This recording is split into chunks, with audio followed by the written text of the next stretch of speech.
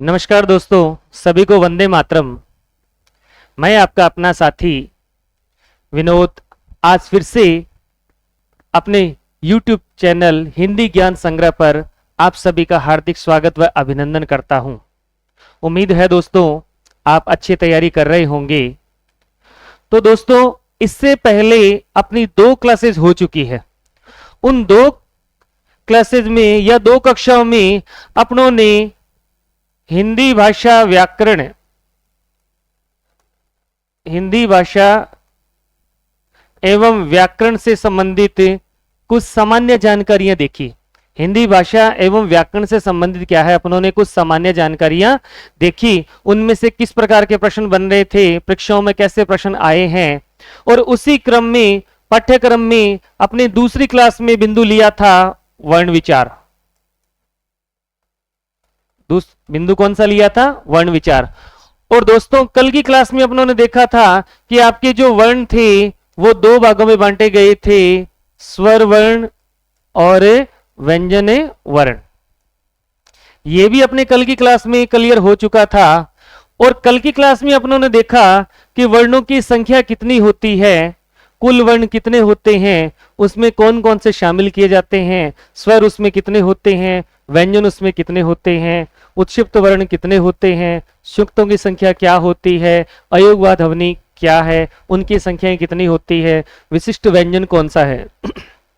इन सब पर कल की क्लास में अपनी चर्चा हो चुकी है। तो उसी क्रम को आगे बढ़ाते हुए आज अपने बिंदु लेकर के चलेंगे। पहला बिंदु आएगा अपने स्वर। पहला बिंदु कौन सा आएगा? अपने स्वर। और एक अपने आएगा व्यंजन। तो इन दोनों को डिटेल से करने से पहले अपने स्वर की परिभाषा भी पता होनी चाहिए और अपने व्यंजन की परिभाषा भी क्या है, पता होनी चाहिए। देखो स्वर का मतलब क्या होता है। स्वर अपने आप या स्वयं, स्वयं जिसका क्या हो उच्चारण, स्वयं जिसका क्या हो उच्चारण,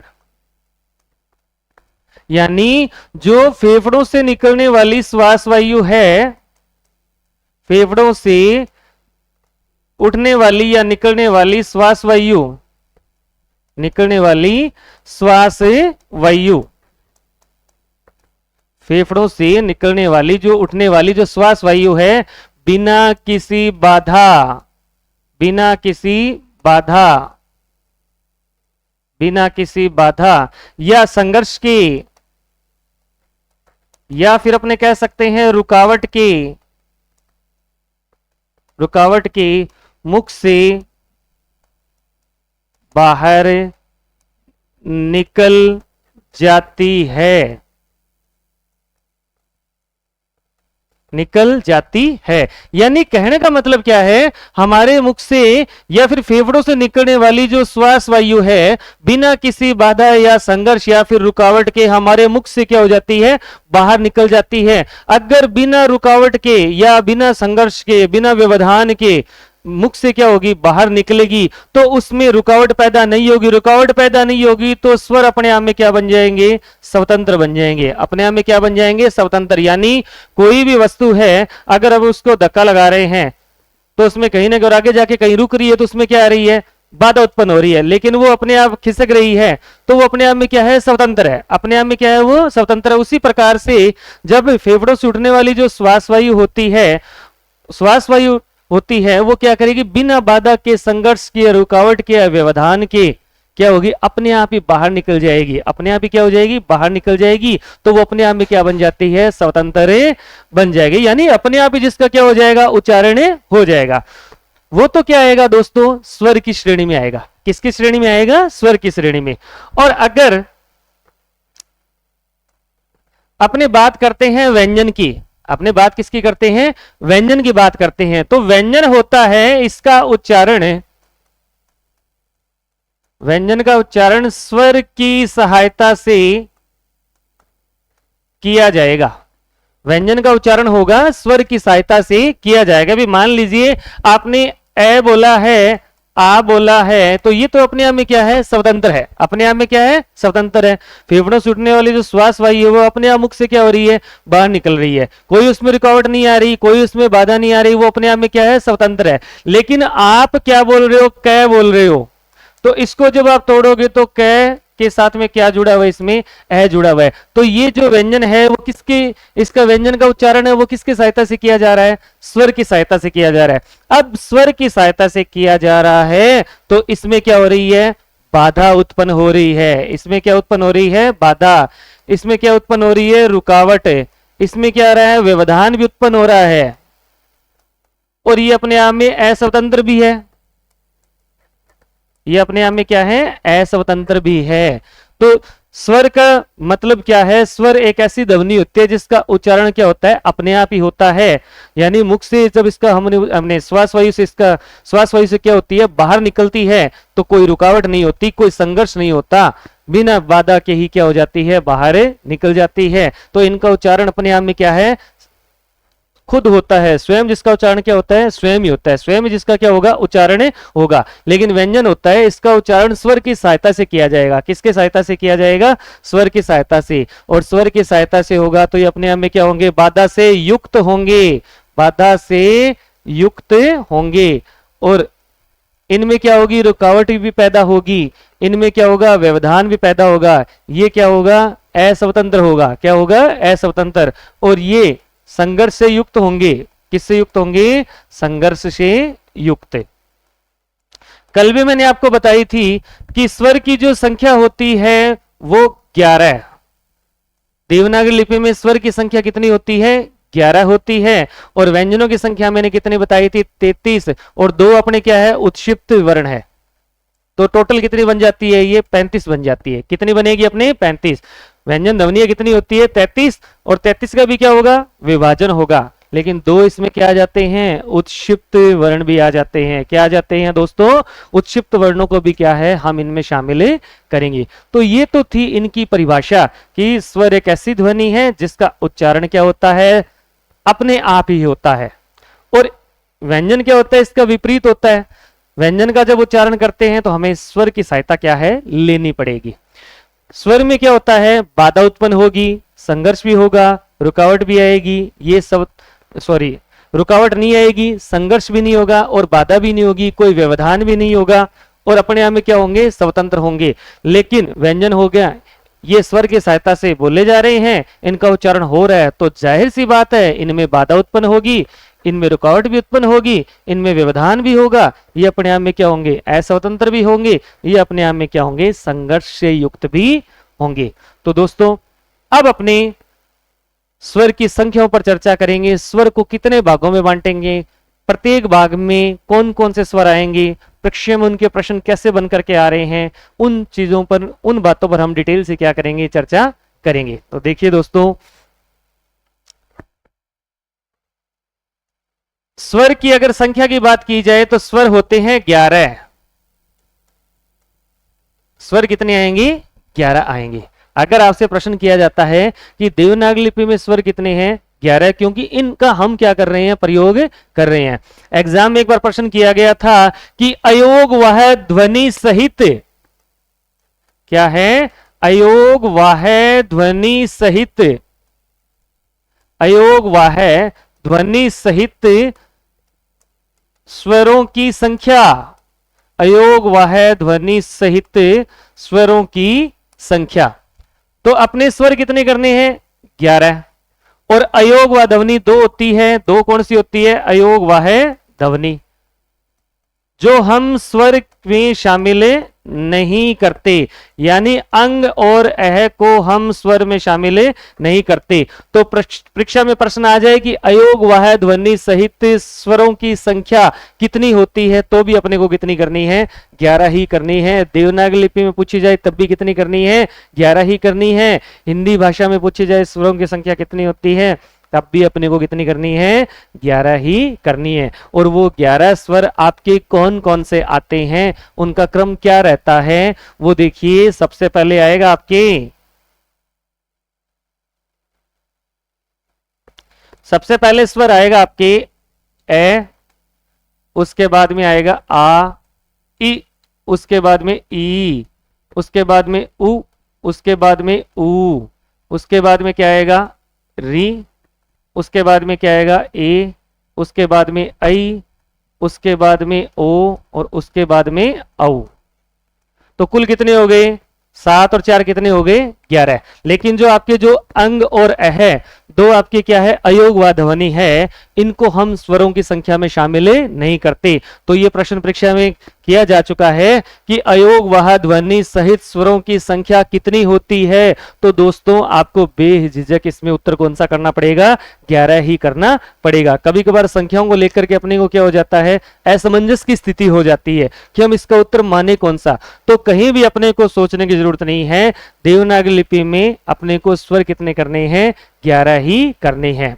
अब इन 11 स्वरों का जो विभाजन है, 11 स्वर का जो विभाजन है वो 5 आधारों पर किया जाता है। 11 स्वर का जो दोस्तों विभाजन होगा वो कितने आधारों पर होगा? 5 आधारों पर होगा। परीक्षा में अगर प्रश्न कर लिया जाए आपसे कि स्वर हैं, इनका विभाजन कितने आधारों पर किया जाता है, इनका विभाजन है वो कितने आधारों पर किया जाता है। तो देखिए दोस्तों, पहला कौन सा आएगा आपकी? पहला आएगा अपने मात्रा या कालमान के आधार पर। मात्रा या कालमान के आधार पर, इस आधार पर स्वर अपने को कितने करने हैं? 3। अगर परीक्षा में प्रश्न कर लिया जाए कि मात्रा या कालमान के आधार पर स्वर कितने प्रकार के आएंगे, तो आपको कितने प्रकार के करने हैं? 3 करने हैं। दोस्तों कितने करने हैं? 3। दूसरी बात आपको क्या ध्यान रखनी है? उच्चारण के आधार पर स्वर, उच्चारण के आधार पर स्वर। तो उच्चारण के आधार पर अपने को स्वर कितने प्रकार के करने हैं? 2 करने हैं। उच्चारण के आधार पर स्वर अपने को कितने प्रकार के करने हैं? 2 करने हैं। कितने प्रकार के करने हैं? 2। अगर मात्रा कालमान के आधार पर पूछा जाए तो कितने करोगे आप? 3। उच्चारण के आधार पर पूछे जाए तो कितने करोगे आप? 2। कितने प्रकार के करोगे? 2। तीसरा आता है अपने जिह्वा की क्रियाशीलता।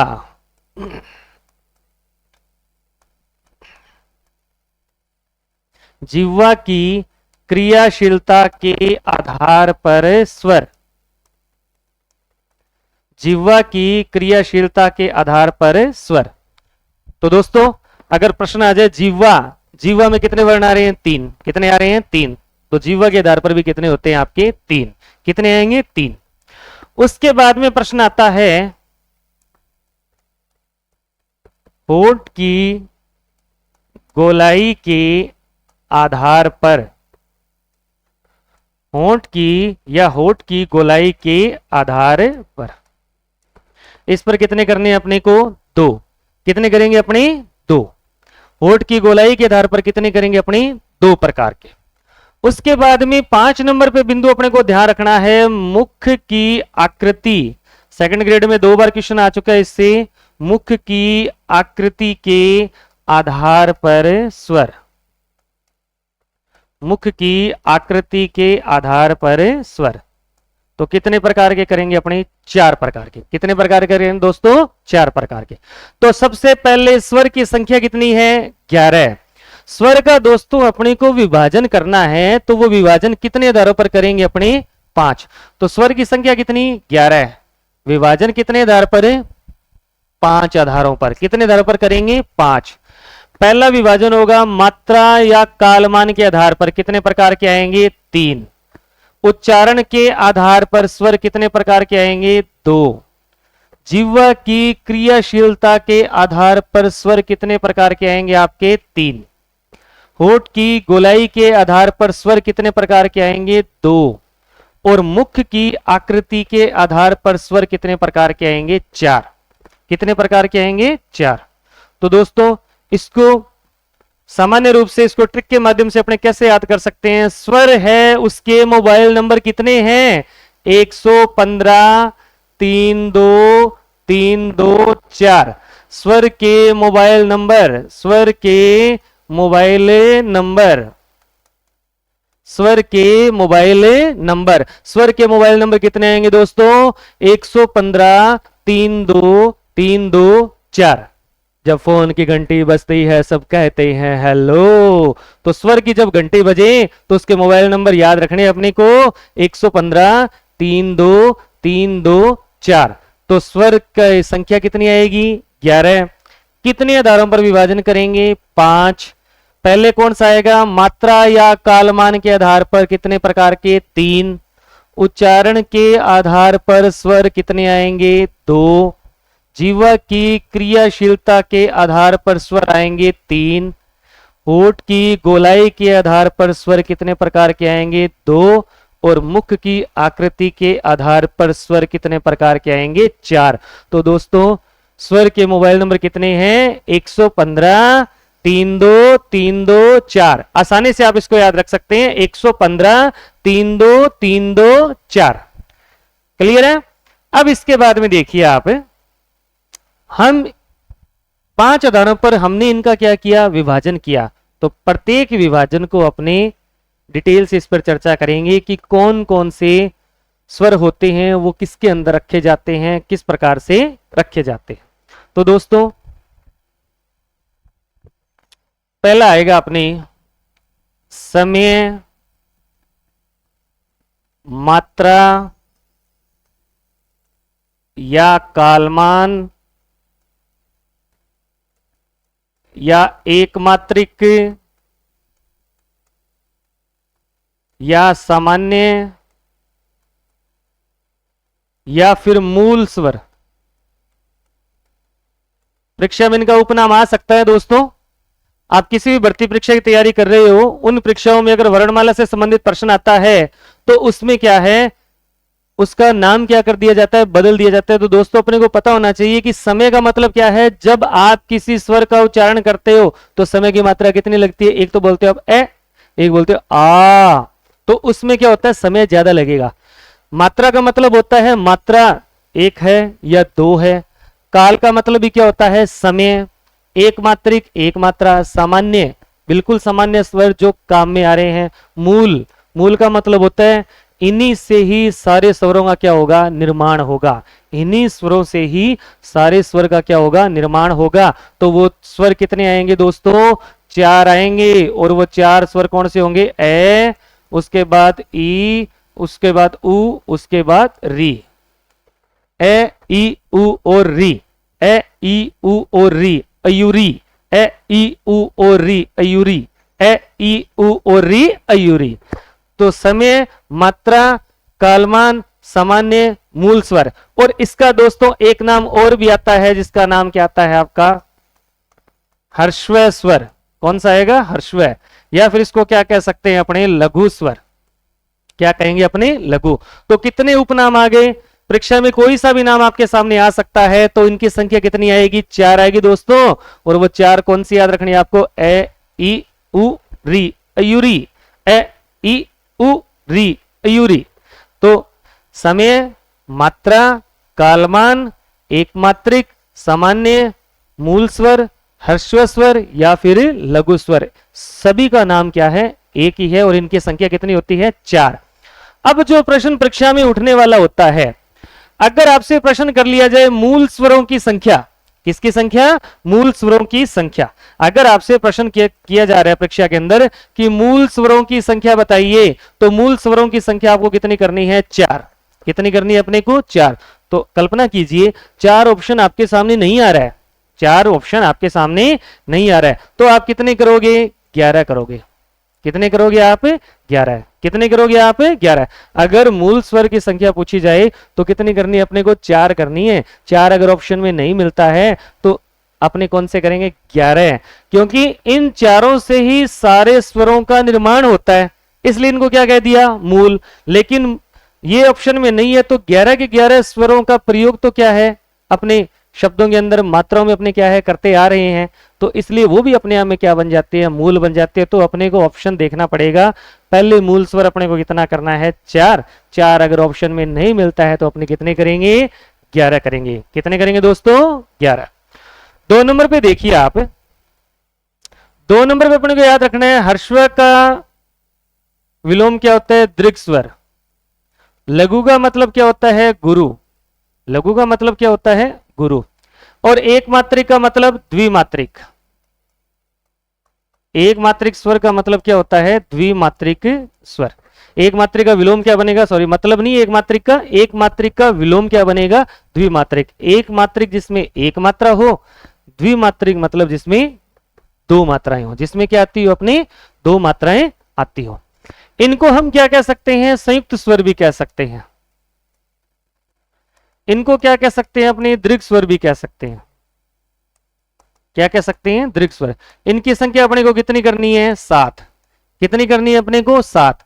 और इन 7 में से दीर्घ कौन से हैं और संयुक्त कौन से हैं? इन 7 में से दीर्घ कौन से आएंगे और संयुक्त कौन से आएंगे? देखिए 7 स्वर कौन से हैं? आ, ई, उ, ए, ऐ, ओ और औ। आ, ई, उ, ए, ऐ और औ। दीर्घ स्वर पूछे जाए, गुरु स्वर, द्विमात्रिक जिनमें दो मात्राएं, संयुक्त स्वर, या फिर क्या कहते हैं अपने दीर्घ स्वर। दो बार आ गया, सॉरी, दीर्घ स्वर दो बार आ गया, इधर लिख दिया गया है। दीर्घ स्वर, गुरु स्वर, द्विमात्रिक या फिर संयुक्त स्वर। अब प्रश्न परीक्षा में आ जाता है दीर्घ स्वर की संख्या बताइए। तो दीर्घ स्वर अपने मूल अपने 3 ही होते हैं। क्यों? ये दीर्घ संधि में काम आएंगे। किसमें काम आएंगे? दीर्घ संधि में। और अगर संयुक्त स्वर के बारे में पूछा जाए तो संयुक्त स्वर अपने कितने होते हैं? 4।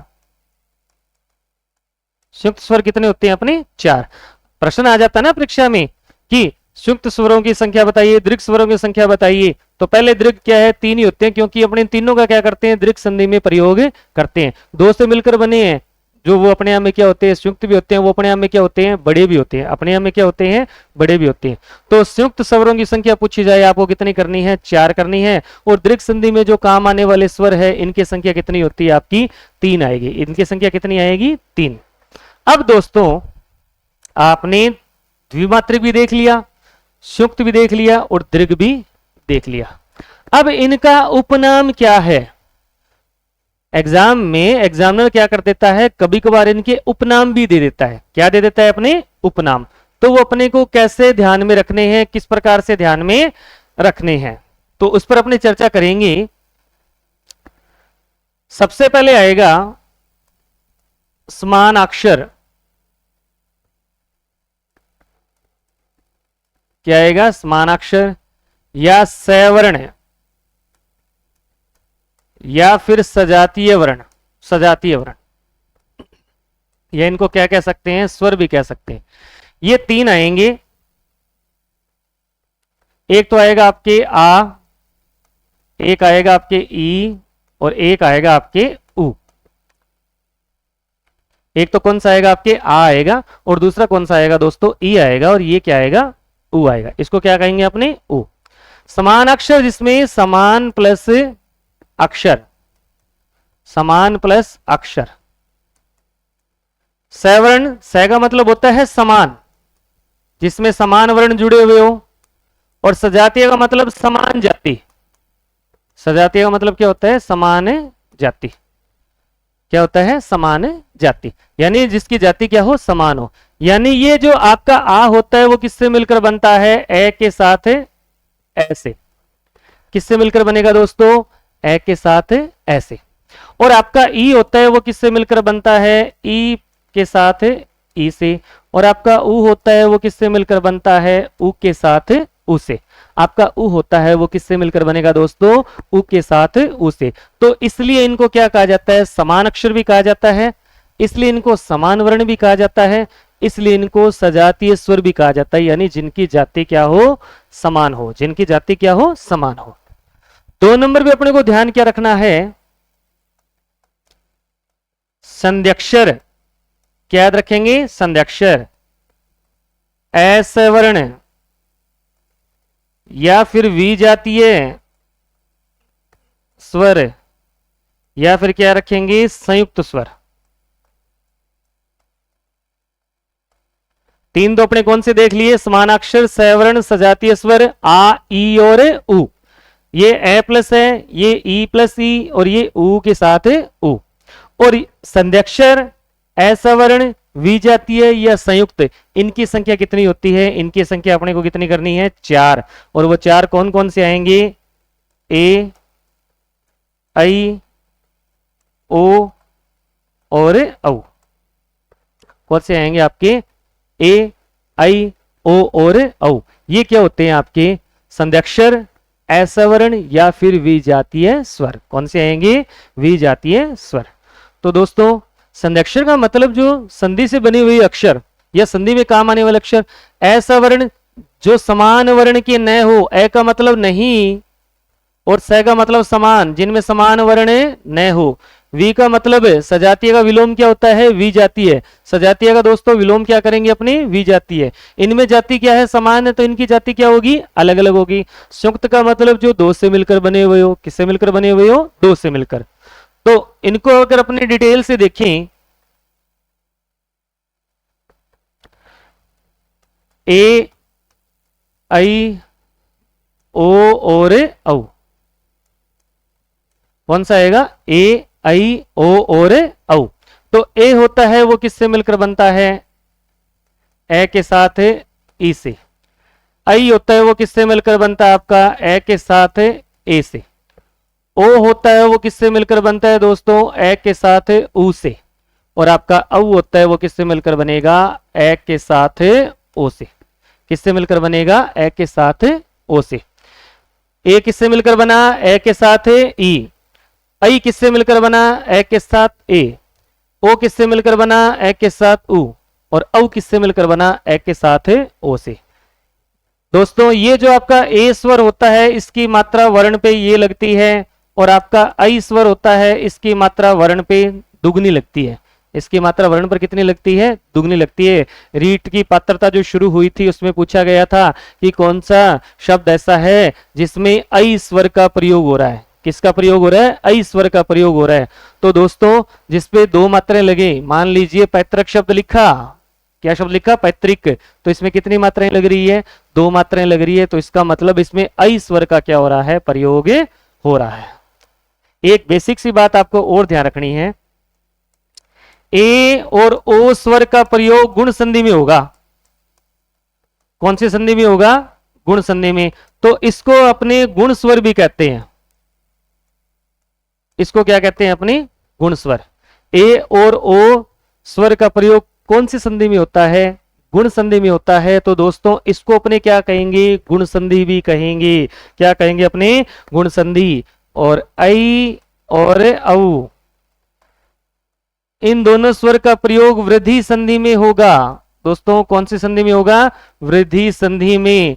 तो इसलिए इनको अपने वृद्धि स्वर भी कहेंगे। इनको अपने क्या कहेंगे? वृद्धि स्वर भी कहेंगे। इनको अपने क्या कहेंगे? वृद्धि स्वर।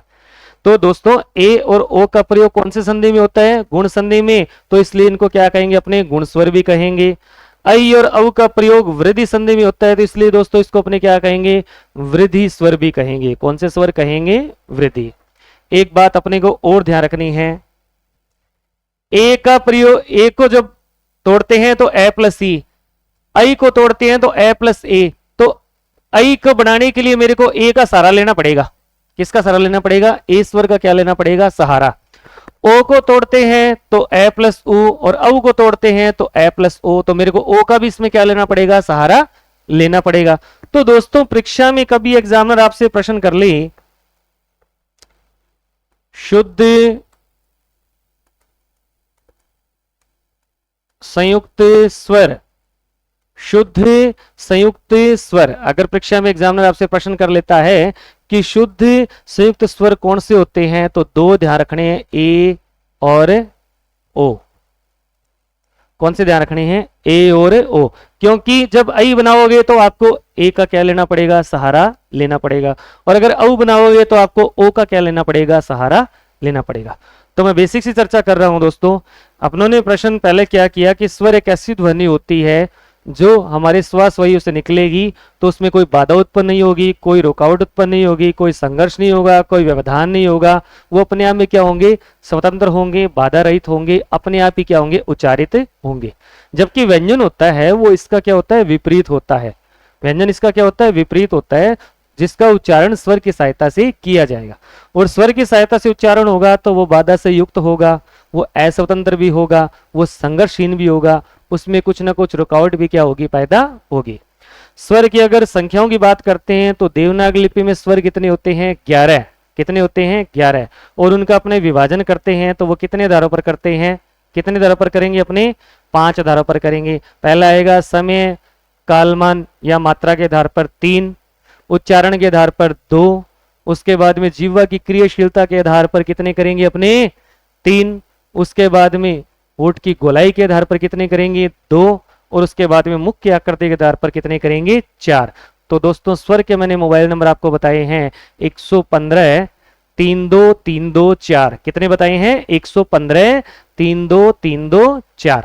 उसके बाद में अपनों ने विस्तार से चर्चा की है। तो पहले समय, मात्रा या कालमान, एक मात्रिक, सामान्य, मूल स्वर, हर्षव स्वर और लघु स्वर, इनकी संख्या कितनी होती है, 4 होती है। और कौन कौन से होते हैं, ए, ई, उ और री, अयूरी। कौन से होते हैं, अयूरी। उसके बाद में दूसरा इसका विपरीत होता है जिसको अपने दीर्घ स्वर भी कहते हैं, गुरु स्वर भी कहते हैं, द्विमात्रिक स्वर भी कहते हैं, संरक्षण भी कह देते हैं। अपने आप में क्या कह देते हैं, संयुक्त भी बोल देते हैं, दीर्घ भी बोल देते हैं। तो इनकी संख्या अपने को कितनी करनी है, 7 करनी है। 7 में अपनों ने विभाजन किया, 3 स्वर अपने दीर्घ स्वर लेके आए जो कि इसमें दीर्घ संधि में काम आते हैं। 4 स्वर अपने किसमें लेके आए, ए, आई, ओ और औ, संयुक्त स्वर की श्रेणी में लेकर के आए। दीर्घ स्वर का अपने दूसरा नाम दे देते हैं सजातीय, सवर्ण भी कह देते हैं, समान अक्षर भी कह देते हैं। और इनको क्या कह देते हैं, संयुक्त को विजातीय भी कह देते हैं, असवर्ण भी कह देते हैं, संध्यक्षर भी कह देते हैं, संयुक्त भी बोल देते हैं। क्या कह देते हैं, संयुक्त भी बोल देते हैं। और प्रत्येक का अपनों ने क्या कर लिया, विभाजन भी कर लिया, उनको तोड़कर भी क्या है, अपनों ने देख लिया। अब जो तीसरा इसका प्रकार आता है वो आपका प्रकार रहेगा प्लुत स्वर। कौन सा रहेगा, प्लुत स्वर। कौन सा रहेगा दोस्तों, अपने आप में प्लुत स्वर, यानी ऐसा स्वर जिसके उच्चारण में तिगुना समय लगे। ऐसा स्वर है जिसका अपने उच्चारण करते हैं तो उच्चारण में क्या लगता है, तिगुना समय लगेगा। ऐसा स्वर जिसको बोलने बिल्कुल सामान्य स्वर लगे, बिल्कुल सामान्य समय लगे, तो वो तो कौन सा, एक मात्रिक में आ जाता है।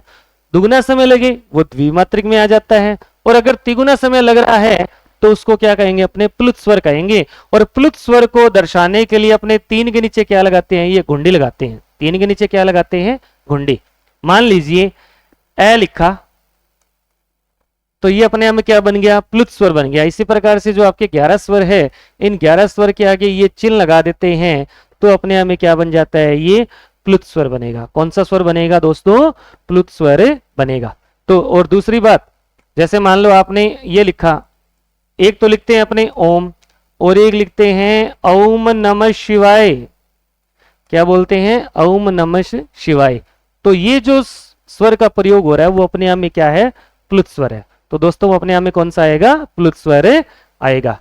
तो उम्मीद है दोस्तों आज की क्लास में आपको बहुत सारी नई नई जानकारियां मिली होगी। नेक्स्ट क्लास के लिए अपने फिर मिलेंगे। इसी जोश और जुनून के साथ आप तैयारी करते रहिए, आपको नई नई जानकारियां मिलती रहेगी। और मेरे YouTube चैनल को आप सब्सक्राइब कीजिए, अपने सुझाव रखिए। जय हिंद, वंदे मातरम दोस्तों।